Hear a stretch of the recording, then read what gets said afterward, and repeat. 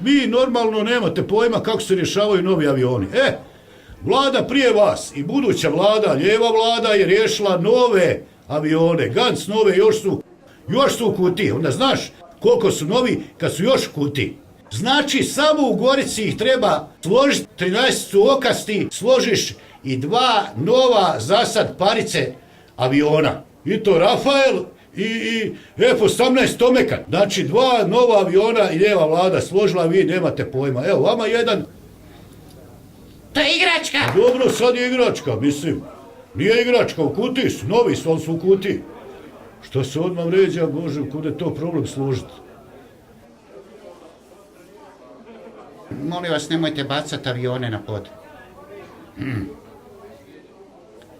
A sad kupnja novih tenkova.